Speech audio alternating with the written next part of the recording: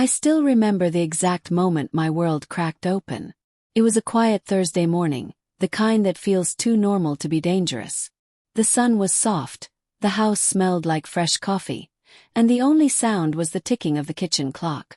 Nothing warned me that my life was about to split into two, before and after. My name is Anna. And a year ago, I believed I had a happy marriage. I believed I had a loyal husband named Michael. I believed I had a future I could trust. But belief is a fragile thing. Once it breaks, it cuts you everywhere. It started with a message on his phone, one simple text that said, "We land soon. Can't wait to see you again." At first, I did what every betrayed person does. I rationalized. It must be work. It must be a mistake. It must be nothing. But the truth doesn't wait for permission. It walks right into the room and sits down like it owns the place. When I picked up his phone again, my hands were shaking so badly I could barely unlock it. And there it was, pictures of him on a trip. But not alone. Not with friends. Not with colleagues. With her. Her smile too big. His hand too familiar on her waist. Her kids hugging him like he was already part of their family. At that moment, something inside me went silent. Not sadness. Not anger. Just clarity. A strange, calm clarity that whispered, "Your old life is gone. Now you decide what the new one will be." For 3 days I didn't say a word. I cooked, slept. I went to work. I pretended nothing was wrong. But inside my mind gears were turning, shifting, aligning. I wasn't planning rage. I wasn't planning a fight. I wasn't planning to beg or scream or collapse on the floor like the woman he believed I was. Well, I was planning something else. Planned so quiet, so simple, so clean, that he would never see it coming. Because when a man betrays you so deeply he builds a secret life with another woman, you learn something important. You don't win by shouting. You win by removing the ground he's standing on. And that's exactly what I did. By the time his plane landed again, by the time he walked into our driveway, by the time he brought his lover and her family into my home, everything he thought he controlled, everything he believed he owned, everything he assumed would always be his, was already gone. 'Cause I had sold it all. And I was standing there waiting, calm, steady and unshakable, ready to watch the truth finally catch up to him. Before everything shattered, people used to call us the perfect couple. Michael and I had known each other since college. He was charming, confident, always smiling. I was the quiet one, the planner, the problem solver. Together we looked balanced, at least on the outside. We moved into our home 5 years ago. A beautiful 2-story house with a white fence, a big maple tree in the yard, and warm oak floors that I polished myself every winter. It was my dream home. My safe place. Or I thought it was. Michael traveled often for work. Financial consulting, he said. It wasn't unusual for him to leave for days or even weeks. I never questioned it. Why would I? Trust had always felt natural with him. Or maybe I was just too naive to see the truth forming behind my back. I remember one specific night, months before the betrayal surfaced, when he came home late. He smelled different. Expensive perfume, not mine. A kind of floral scent I didn't recognize. When I asked, he laughed it off. Clients hugged me. "You know how they are," he said, kissing my forehead and walking to the shower. Laughed too. I hugged him back. I believed him. Looking back, I want to grab my younger self and shake her awake. But the truth is, when you love someone deeply, you sometimes choose comfort over reality. You choose hope over evidence. You choose the lie because it hurts less than the truth. Michael knew that, and he used it well. He used to tell me how lucky he was to have me, how stable I was, how supportive, how he didn't know what he'd do without me. Those words used to make me warm inside. Later they felt like knives. The more I replayed old moments, the clearer everything became. The sudden extra meetings, the last-minute trips, the late-night calls he took in the garage, the new clothes he said were on sale, the gym membership that never showed results. Little signs I ignored, piecing themselves together like a puzzle that had been sitting right in front of me. But the biggest irony, out of the two of us, I was the one who owned the house. My parents helped me buy it before we married. My name was the only one on the deed. At the time, I didn't even think about it. It was just easier that way. But later, that one detail became my greatest advantage. I didn't know it then, but the woman he was cheating with, her name was Rachel, was already imagining living in my house. She was posting pictures online of their future. Trip, dinners, beaches, her kids calling him Mike.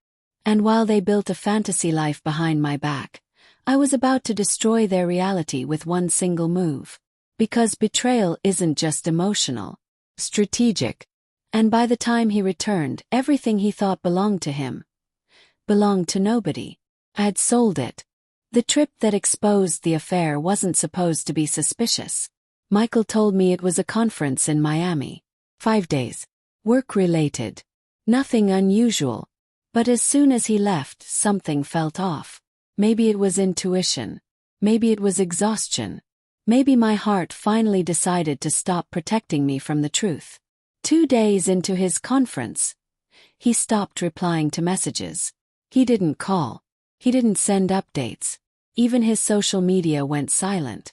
At first I panicked. I thought something bad happened. I called the hotel he claimed he was staying in.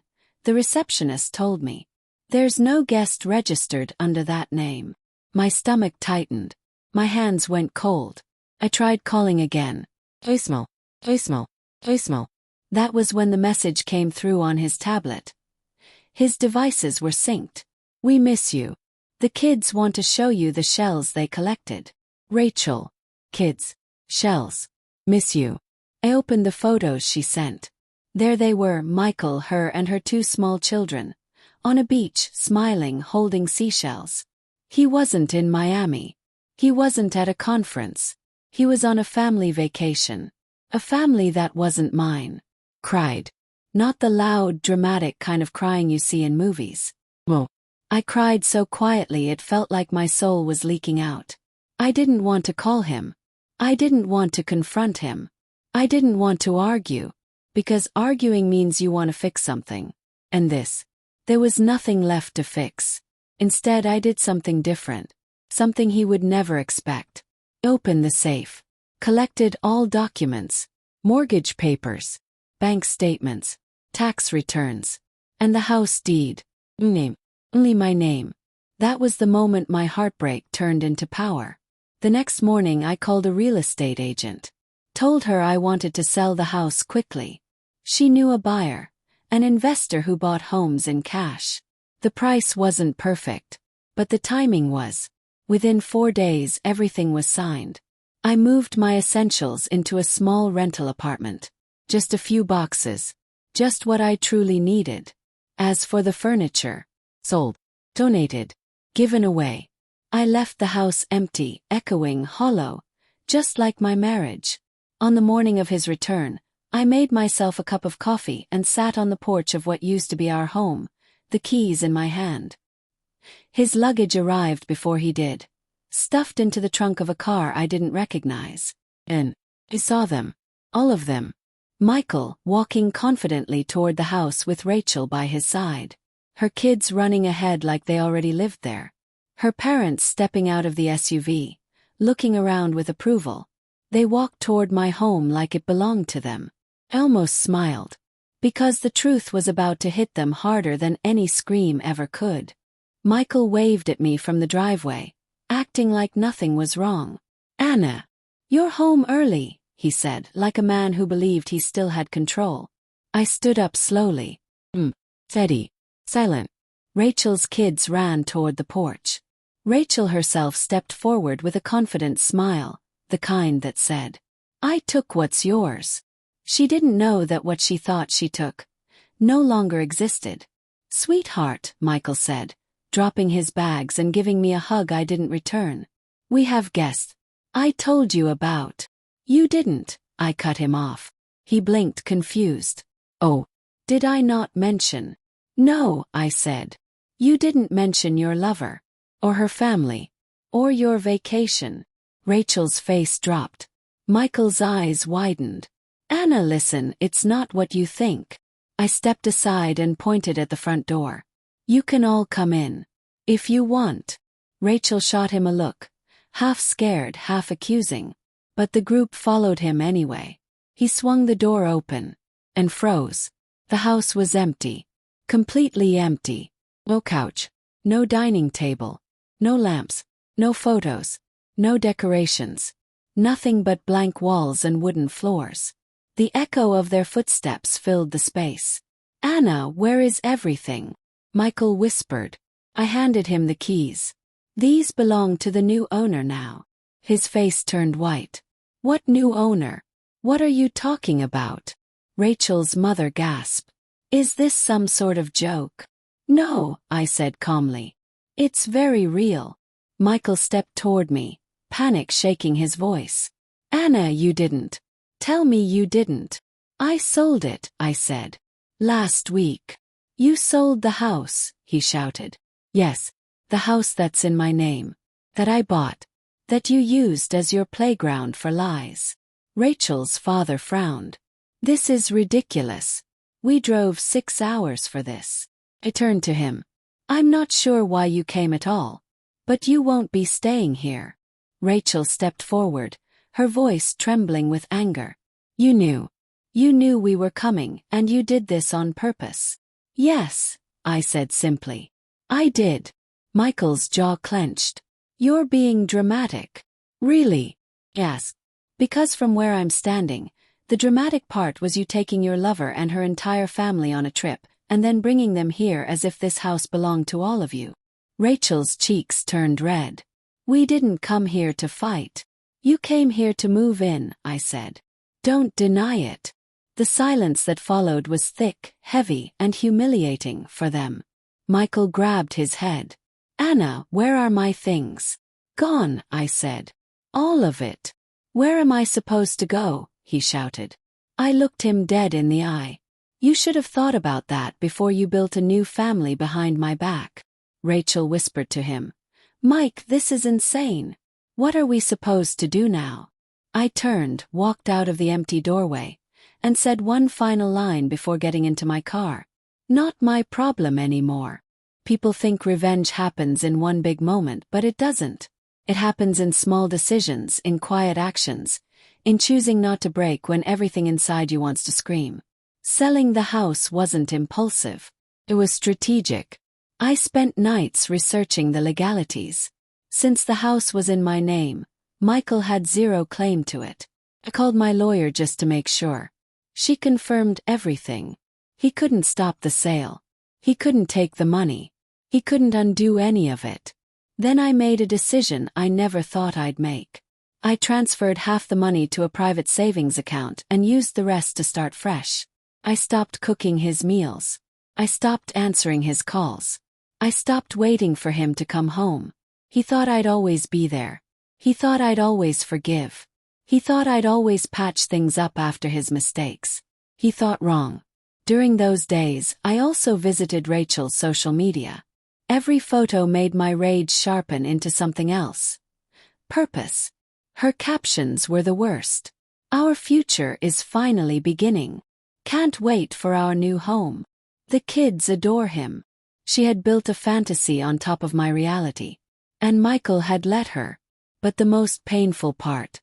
There was a photo where he kissed her forehead the same way he used to kiss mine. That was the moment I realized I wasn't mourning him.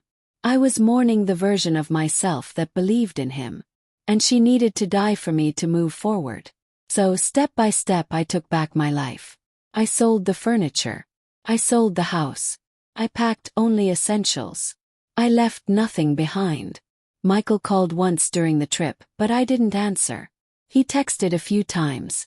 Everything okay? Miss you. Can't wait to come home. I almost laughed. He was building a new future with her, while expecting me to hold up the old one. But the best part, he didn't know I could see all their messages. He didn't know I had their whole trip documented. He didn't know I had everything I needed to free myself. My revenge wasn't about destruction. It was about closure.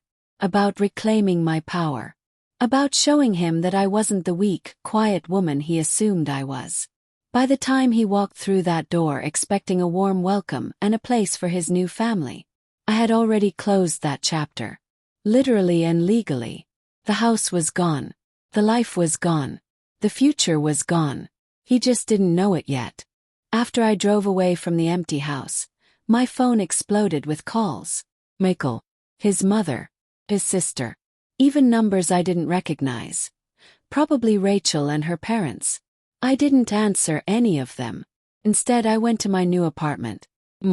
Quiet. 3 hours later, someone pounded on my door. Hard.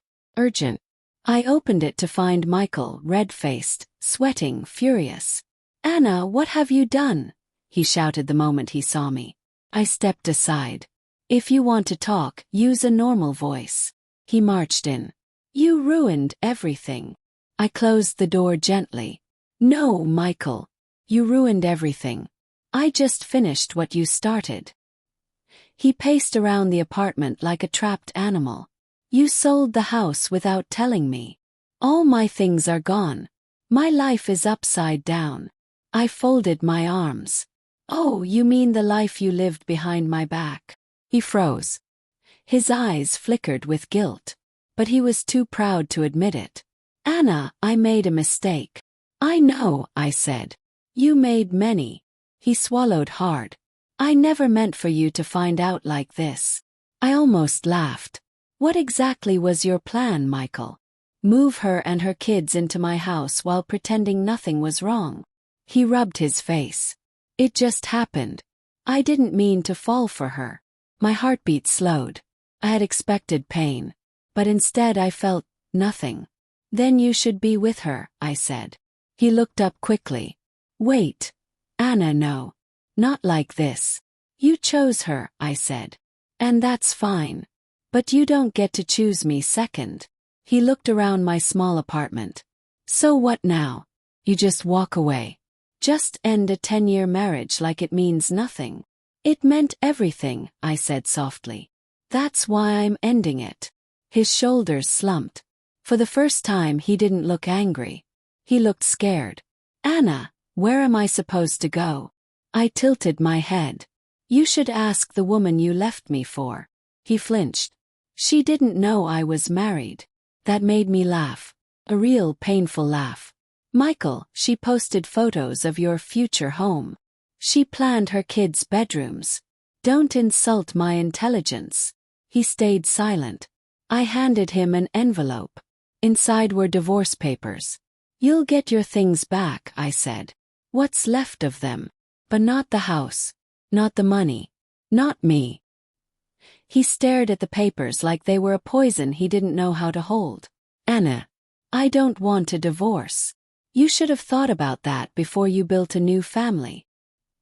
He shook his head desperately. "This isn't you. You're not like this." "No," I said quietly. "Not anymore." He left my apartment in silence. Low. Defeated. Alone. And for the first time in months, could breathe. The days after the confrontation were strangely peaceful. I woke up early, drank coffee alone, walked around the neighborhood, bought fresh flowers for my small table, started reading again, started smiling again. Michael tried contacting me several times, but I didn't respond. My lawyer handled everything. It was clean, simple, final. The divorce went through faster than I expected. He fought at first, but once he realized he had no legal ground, he gave up. Rachel didn't stay with him. Turns out she wasn't interested in a man without a house or a safety net. I heard from mutual friends that she blocked him. Her parents were furious. Her kids didn't want to see him. I thought I would feel satisfaction at his downfall. But I didn't. What I felt was release. Freedom. The quiet relief of someone who finally stopped carrying a heavy stone. I redecorated my new place slowly. I bought furniture I liked. Colors that made me happy. Soft lights. Warm blankets. I started taking evening classes. Painting. Yoga. Photography. For the first time in years, I was living for myself, not for a husband. Not for an image. Not for a marriage others expected me to maintain. Just me. And that was enough. One afternoon, while watering my plants, I received a message from Michael's sister. Long one. Apologizing for her brother. Telling me I deserved better. Telling me she admired how I handled everything. Thanked her. And that was it. I didn't look back. Life didn't magically become perfect. But it became mine. And sometimes that's more powerful than any revenge. If you had told me a year earlier that I would lose everything, my marriage, my home, my old life, I would have collapsed from fear. But now I know something important. Sometimes you need to lose the life that was breaking you, to find the life that was meant for you. Betrayal hurts, burns, shatters, but it also clears the path. Michael taught me a painful lesson. Never let someone else become the center of your world. Never trust blindly. Never shrink yourself to fit someone else's story. And most importantly, never forget your own strength. Because when he walked back into that house expecting his new life to begin, he didn't know I had already reclaimed mine. Revenge isn't always fire. Sometimes it's silence. Sometimes it's walking away. Sometimes it's simply choosing yourself. I didn't expose him publicly. I didn't scream or break down. I didn't fight for a man who wasn't mine anymore. I just removed myself from the place where he could hurt me. And in doing so, I removed everything he depended on.